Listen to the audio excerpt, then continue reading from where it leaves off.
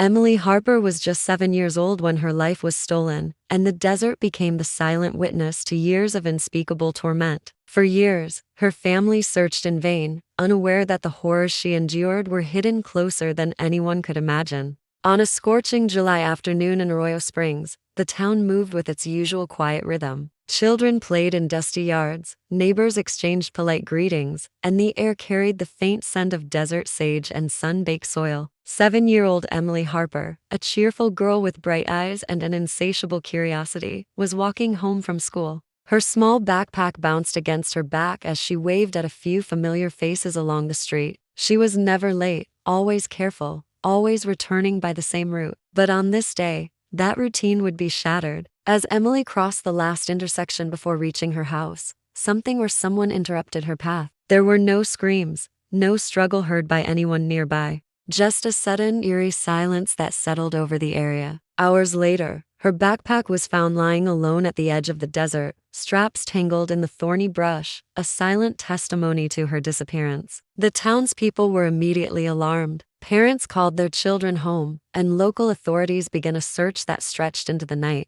The desert looming as an unforgiving expanse of sand and scrub. Searchlights cut through the darkness, dogs sniffed at every inch of trail, and helicopters hovered above, but Emily was nowhere to be found. As the days passed, the initial hope faded into a gnawing dread. Posters went up on telephone poles, social media buzzed with pleas for information, and volunteers combed every corner of the surrounding desert. Theories swirled. Had she wandered too far? Had someone taken her intentionally, or had she been lost to the desert's unforgiving terrain? Investigators found no ransom notes, no witnesses, no suspicious vehicles. The town felt the tightening grip of fear, a collective unease that no one could shake. Families whispered warnings to their children, and parents walked their kids to school, clutching hands tightly, eyes scanning every passing figure. Emily's family refused to surrender to despair, clinging to hope that she would return. Her mother kept vigil by the window each night, staring at the horizon where the desert met the sky, imagining the moment her daughter would come home.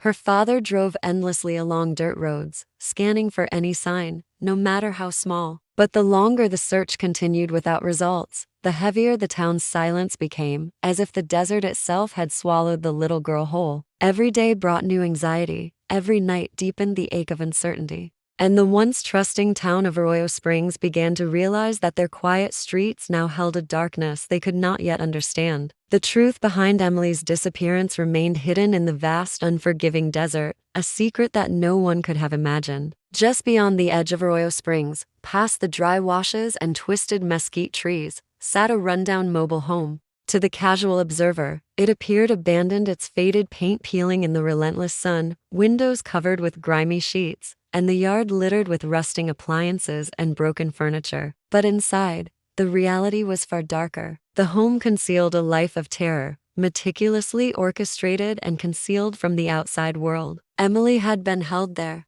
her world reduced to 4 crumbling walls and the constant shadow of her captor. He was a man who had mastered the art of invisibility, blending into society while harboring the darkest of secrets. Neighbors occasionally noticed strange behavior, odd sounds late at night, glimpses of someone lurking behind drawn curtains, but dismissed them, attributing them to the quirks of a recluse. No one imagined the horror concealed behind those walls. Over the years, the man kept Emily isolated, controlling every aspect of her life with calculated cruelty. The desert itself became a silent accomplice, providing a vast, empty barrier that kept prying eyes at bay. He ensured that she saw almost no one, had no contact with the outside world, and gradually eroded the sense of safety that had once defined her childhood.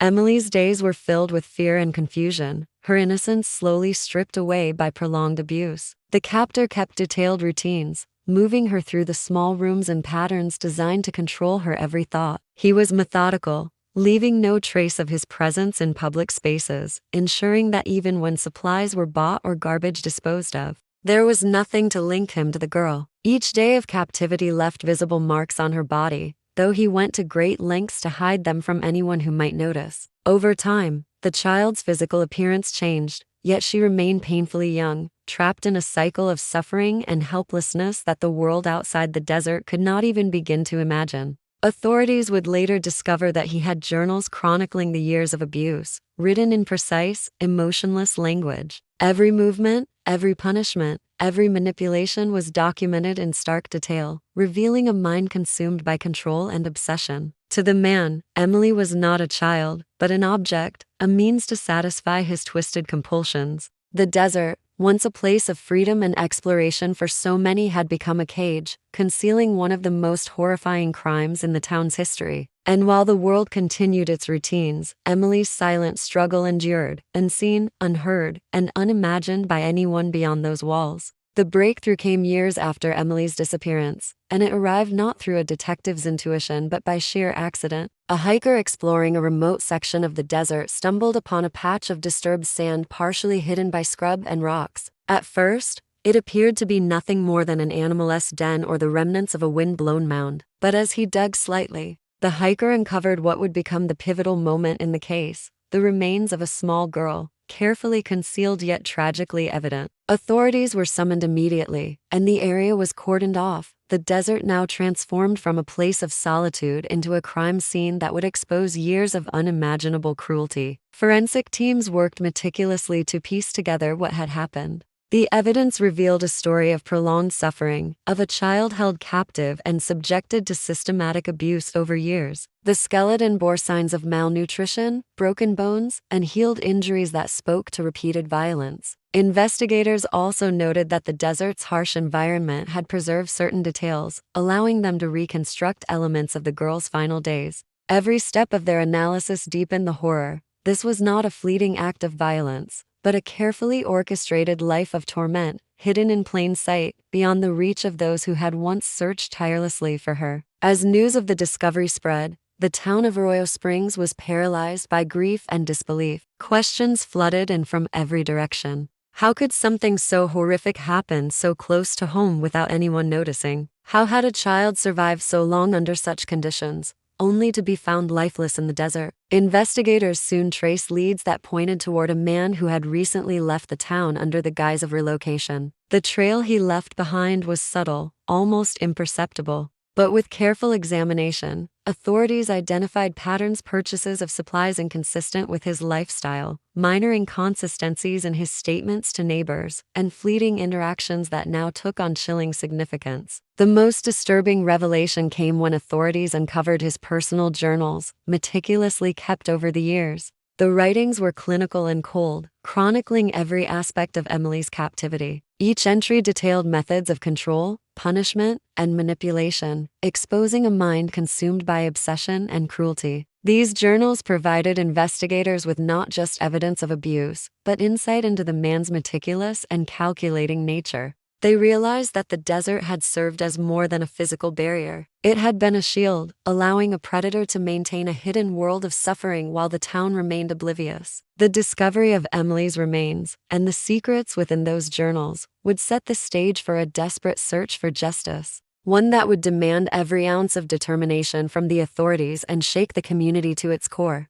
With a name now tied to the crime, law enforcement launched an intensive manhunt that spanned state lines. The suspect had fled shortly after Emily's disappearance, leaving Arroyo Springs behind as though nothing had happened. Authorities moved quickly, piecing together his movements from bank transactions, utility records, and witness accounts. Every digital footprint, no matter how faint, became a potential lead. The investigation revealed a carefully constructed life designed to avoid detection, with rented properties under false names, brief stays in motels, and an uncanny ability to blend into any environment. Each discovery painted a chilling portrait of a man whose meticulous planning had enabled him to evade capture for years. Investigators also began tracing connections from the journals recovered with Emily's remains. The pages described routines, punishments, and methods for keeping her isolated, all written with a clinical detachment that horrified even seasoned officers. Forensic psychologists were brought in to analyze the writing, attempting to understand the mind behind the crimes. They concluded that the suspect was highly organized, obsessive, and manipulative, capable of carefully controlling both his captive and the narrative around him. This insight helped the team anticipate his possible hiding places, predict behaviors, and coordinate a strategy for apprehension. Meanwhile, Emily's family endured a tortuous limbo. caught between grief and the faint hope that justice might finally be within reach. Every news update, every search effort, intensified their emotional turmoil. Her parents struggled to process the reality of what had happened, grappling with the harrowing details while maintaining a fragile hope that the man responsible would be caught. The town itself felt the weight of collective anxiety. Parents became hypervigilant, children were watched more closely, and the once trusting community now viewed strangers and neighbors with suspicion. The quiet streets of Arroyo Springs had been forever altered by the shadow of one man's cruelty. Days of meticulous investigation led to a breakthrough when authorities traced the suspect to a small town several hundred miles away. Surveillance and coordinated efforts allowed them to track his movements in real time, narrowing in on the location where he believed he could remain invisible. The arrest, when it came, was swift and calculated. Officers approached quietly, ensuring that no one was endangered and that the suspect could not escape. The capture marked the end of years of evasion. But it was also the beginning of a painstaking legal process that would uncover the full extent of his crimes. Every piece of evidence collected from the journals to physical traces in the desert became crucial in building a case that would hold in court, finally bringing Emily's story into the light and forcing the community to confront a darkness that had existed just beyond their sight for far too long. The arrest of the suspect marked the beginning of a long and grueling pursuit of justice. Courtrooms filled with evidence that shocked even the most seasoned legal professionals. Forensic experts testified about the injuries Emily had endured, detailing the years of abuse, starvation, and psychological torment she had suffered at the hands of a man who had meticulously planned every aspect of her captivity. The journals, coldly precise in their descriptions, became central to the prosecution's case, revealing not just acts of violence but the calculated intent behind them. Every page, every entry, was a haunting record of cruelty, exposing a mind consumed by obsession and control.